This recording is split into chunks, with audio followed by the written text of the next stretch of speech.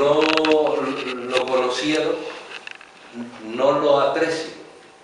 O sea, el hecho de que un señor que venda quesos de Valsequillo, que se meta en Agaete, en el barco, con su furgón lleno, un furgón refrigerado, con todos los quesos que sacó de la fábrica, y llegue a Santa Cruz de Tenerife, y con el mismo furgón lo reparta, y por la tarde después vuelva otra vez a Valsequillo, es un cambio de paradigma en la distribución que antes no se explicaba. Antes que había que hacer grupaje, había que coger los quesos, meterlos con otros quesos o con otros salchichones en un furgón y después descargar todo aquello en un almacén. Pues bueno, todo esto, el hecho de unir las islas con los puntos más cercanos ha sido paradigmático en el transporte en Canarias. Después, la política volcada a inversiones en infraestructuras de transporte. Esto no se entiende. O sea, por ejemplo, cuando empieza a operar Freolsen con Agaete, ¿qué provoca que Agaete se una con Santa Cruz de Tenerife? Que a continuación, en los siguientes años, se tenga que hacer una infraestructura terrestre que mejore mucho la comunicación desde Las Palmas con Agaete, o que un barco pueda conectar Playa Blanca con Morrojable, provoca que se genere una vía de comunicación rápida entre Arrecife de Lanzarote y Playa Blanca, o que desde Morrojable desde Corralejo se cree una línea de comunicación rápida con Morrojable. ¿Por qué? Porque ya la movilidad se está viendo como un señor que sale de Las Palmas con su coche, que va a Morrojable, que quiere seguir con su coche y que tiene que ir por una buena autopista hasta Corralejo, y que a lo mejor sigue para Playa Blanca en Lanzarote. O sea que al final el cambio logístico de unir las islas con los puntos más cercanos provoca una cascada de inversiones en materia de transporte terrestre, que todo eso va a contribuir a que el sistema multimodal de transportes de Canarias vaya a favor de todo. Y por último, la integración de Canarias con África Occidental.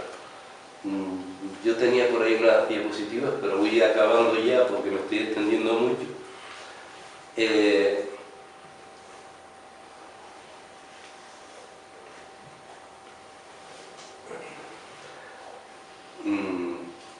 Bueno, hay unos estudios que tratan de integrar la movilidad entre las Islas Canarias, Madeira y Azores con toda la costa de África Occidental.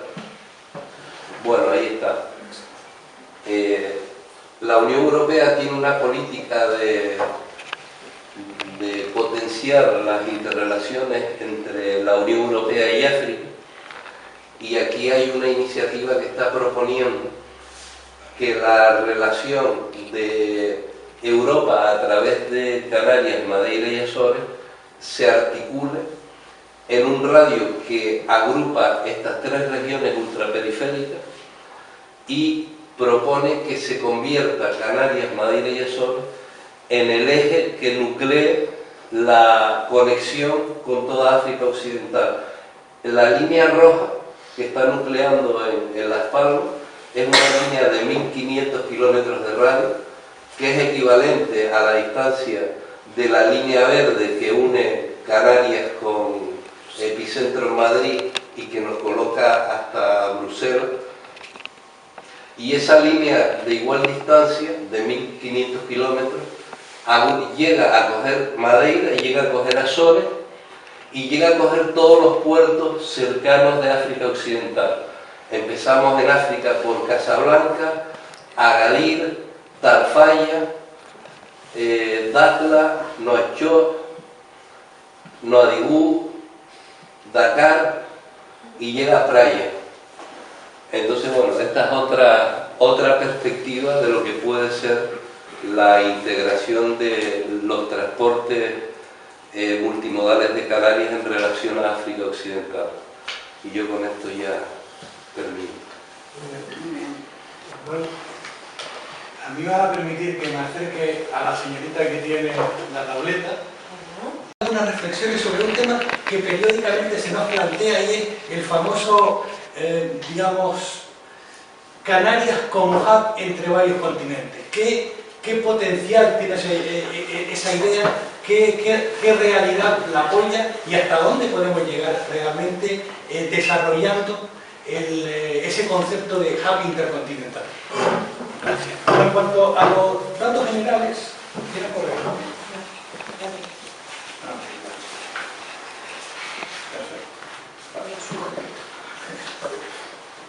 Bueno, simplemente este es un mapita con los puertos que pertenecen que dependen del Estado. Es decir, aquí realmente en Canarias tenemos 4 en la provincia oriental y otros tantos, y 5 en la provincia occidental, aunque realmente el puerto de Arinada pues, es un puerto prácticamente no utilizado, y Granadilla pues, está en la situación que está. Hay importantes inversiones, pero problemáticas ecológicas pues, han determinado que realmente hasta ahora no se ponga en explotación. En cuanto a la comunidad autónoma, pues tenemos algo así como unos 31 puertos, entre refugios pesqueros, etcétera, aunque en realidad el grueso de ellos son, o los más importantes son 8 o 9, pero en su conjunto la comunidad autónoma gestiona del orden de 31 puertos. Algunos datos sacados de la memoria de puertos del Estado que pueden dar una idea de qué significa el sistema de puertos para España en su conjunto y para Canarias en particular. El conjunto de puertos gestionados por las 28 autoridades portuarias son 46. De estos, como les comentaba antes, 11 son canarios, es decir, prácticamente el 25% de los puertos de España están radicados en Canarias. El 60% de las exportaciones que se hacen desde España pasan por los puertos, y el 85% de todos los que importamos entran por alguno de estos puertos que pertenece a la red de puertos del Estado. Con la Unión Europea, a pesar de tener conexiones terrestres, el 53% del tráfico se hace a través de la vía marítima, y con terceros países prácticamente el 100% del movimiento se produce por vía marítima. ¿Qué significa el sector portuario para la economía española? Pues aproximadamente 1,8 puntos del PIB, es decir, que estamos hablando de unos 20.000 millones de euros, es el valor anual que genera el sistema portuario para la economía española.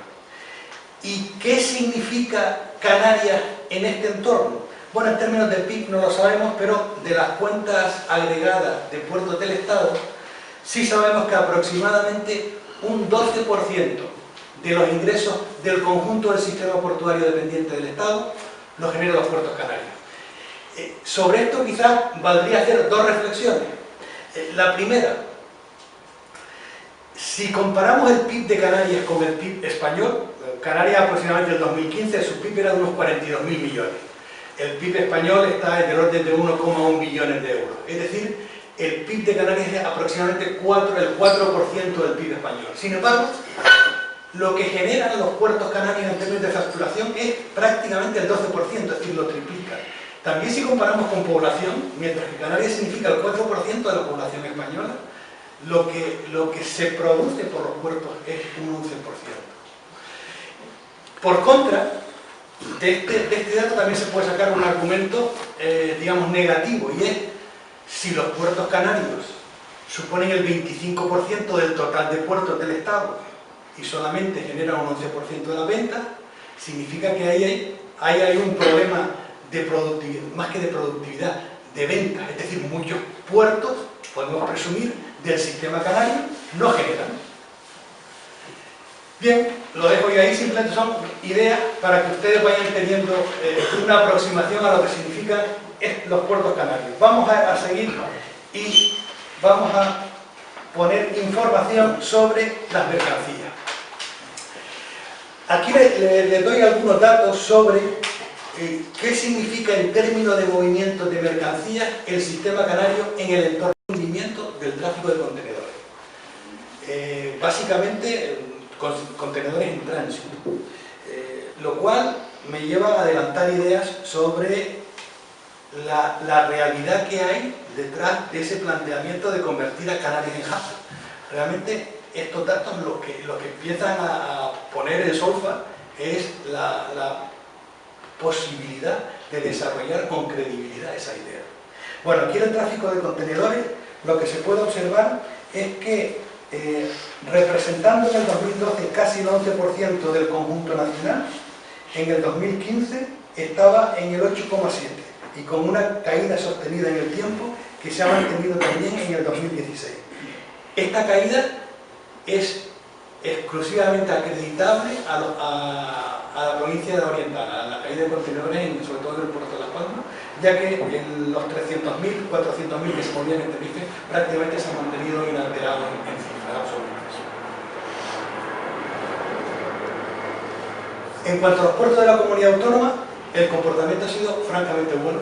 No se pueden comparar exactamente los datos porque aquí el movimiento se todo rodado, por lo cual me encarga la comparación es un poco complicada con los puertos del Estado, pero lo que sí se puede decir es que ha habido un crecimiento importante de los pasajeros. Probablemente todos estos cambios que se han producido en la dinámica, en la logística legislativa de inversión ha influido en esta realidad, y el número de pasajeros pues en los últimos 4 años han pasado de 3,2 millones a más de 4,4, es decir, se ha incrementado en un 38%.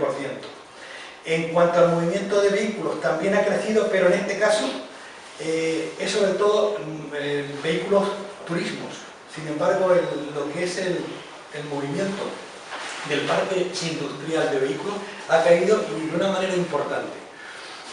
Este es un factor que probablemente convendría analizar más en detalle. ¿Por qué? Porque lo que es cierto es que los años duros de la crisis, 2012, 2013, pues, se puede entender, pero ha seguido manteniéndose esta tendencia decreciente en años en que la economía subía y en que Canarias batía año tras año récord en turismo, por lo cual, y con un crecimiento del PIB, el año pasado de un 3,2, este año, aunque el gobierno está previendo un 2,3, hoy salía el informe de la AIREF que daba un rango de crecimiento de hasta el 4,5%, pues ¿cómo se compagina esa realidad de crecimiento económico pasado y previsto con una caída sostenida del tráfico industrial?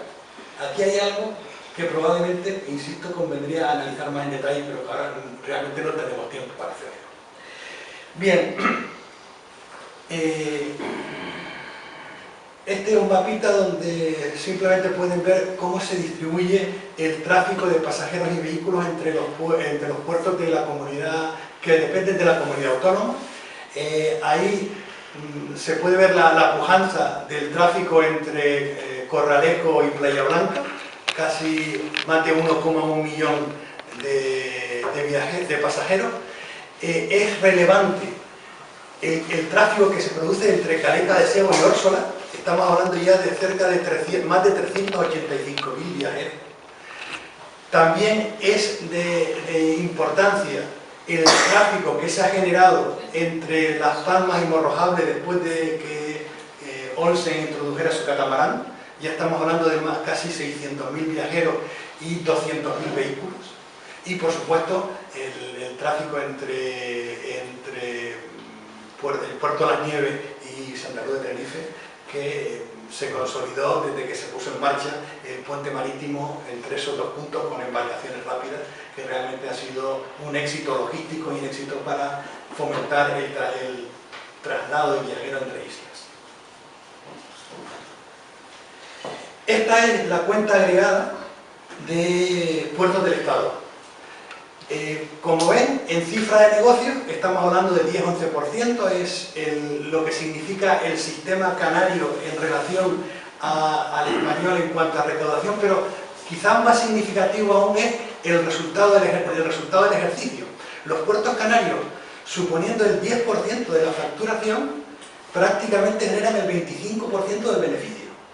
Es decir, que son puertos relativamente eficientes y con unos costes de transformación mucho menores que los que se dan en península. Y en este sentido prácticamente las dos provincias, las autoridades portuarias de las dos provincias van a la par. Con lo cual estamos hablando de un sistema que es realmente rentable y en consecuencia que quizás el volumen de inversiones que ahora veremos no se ajusta realmente a la realidad del mismo. En cuanto a las inversiones, aquí tienen las que se han producido, las que se previstas 2014-18.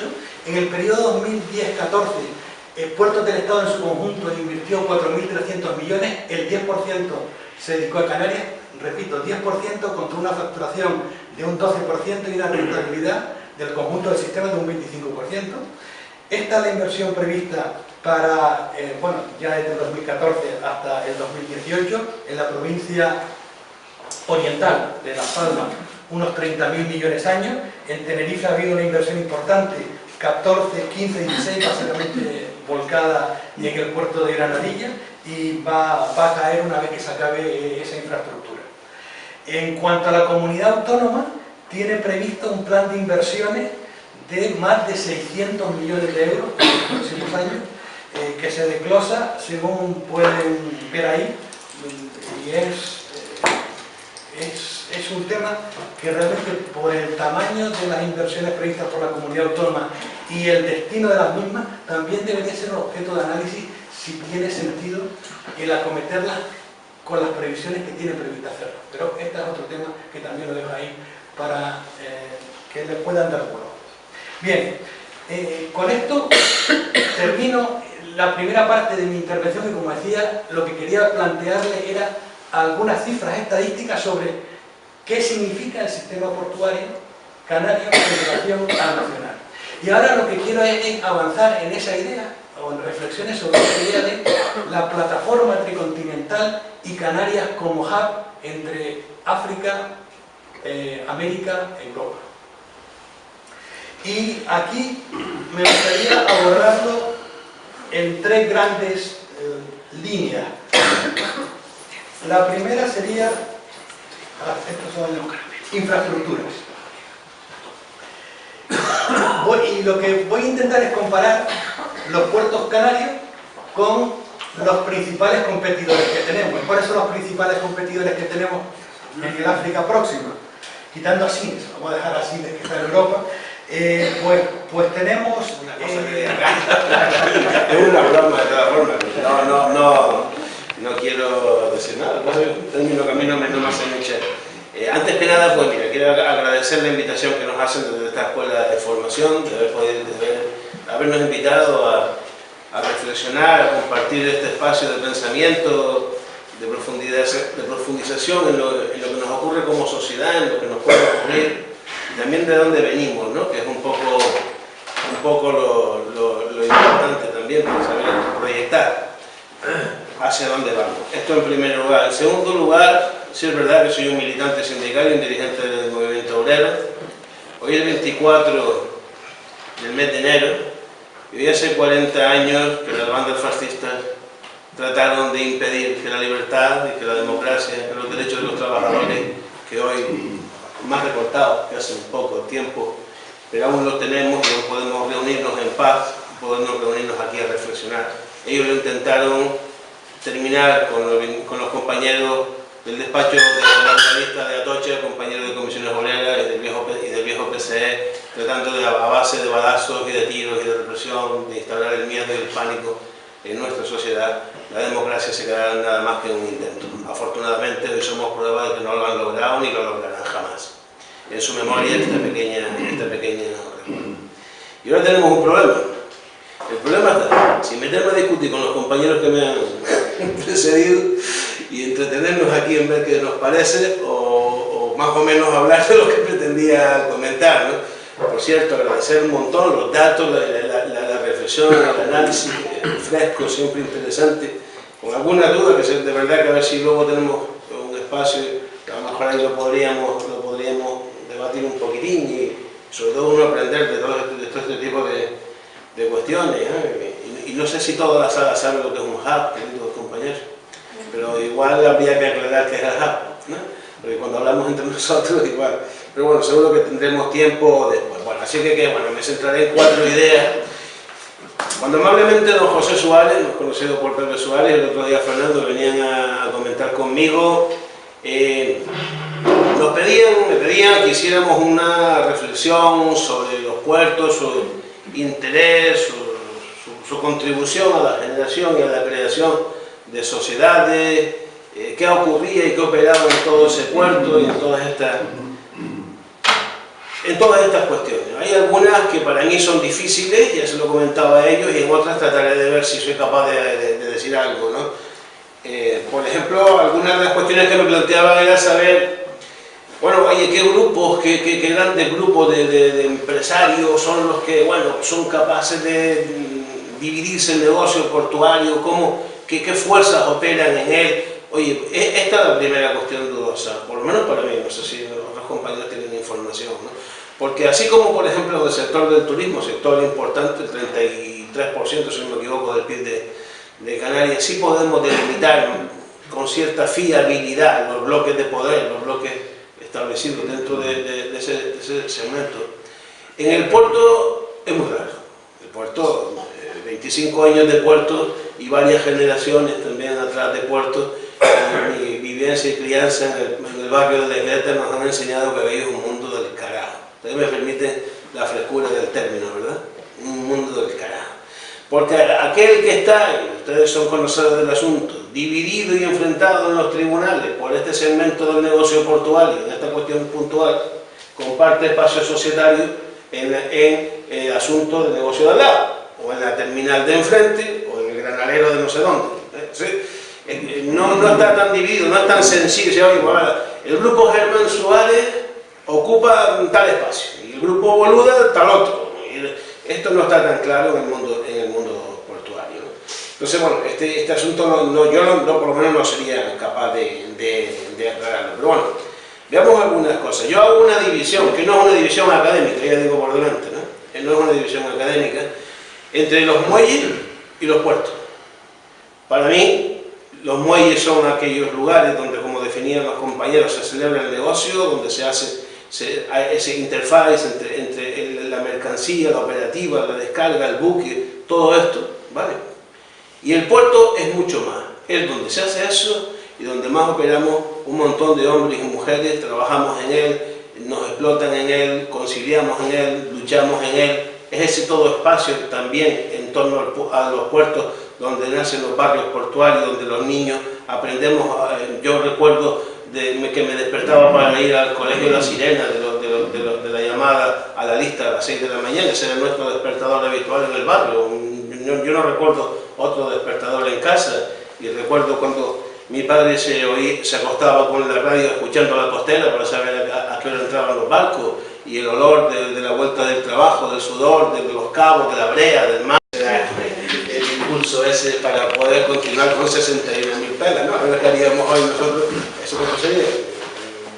A ver, 400 euros escasos, ¿no? 400 euros escasos.